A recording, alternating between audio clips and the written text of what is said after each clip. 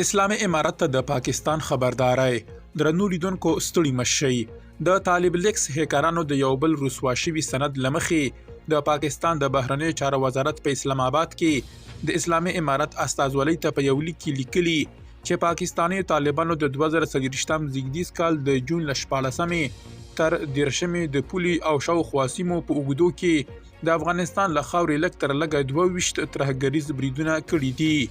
د پاکستان د بهرنی چارو وزارت د 2023م زیږدیز کال د جولای پر 30مه په اسلام آباد کې د اسلامي امارت استازولۍ ته د دغو بریدونو یو نوملړ لیږلی او له اسلامي امارت څخه غوښتي چې دا ډول پیښو د تکرار مخه ونیسي.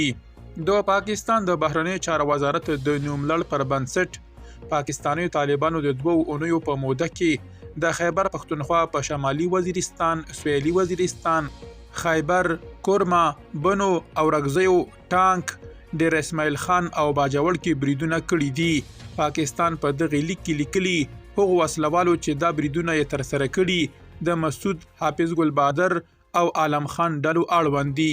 پاکستان یادونه کړې چې د دې ډلو مشران په پکتیکا، خوست او ننګرهار کې اوسېږي.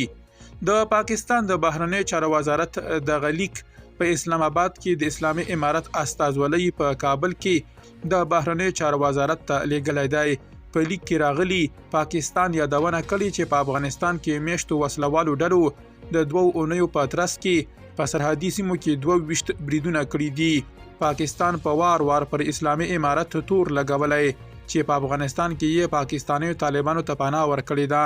پاکستانی چارواکي وایي چې پاکستانی طالبان د پاکستان په خاوره کې د ترهګریزو بریدونو د ترسرولو لپاره له افغان خاورې کار اخلي، خو اسلامي امارت بیا دا تور رد کړی دی. درنو لیدونکو له مالتیا مو مننه.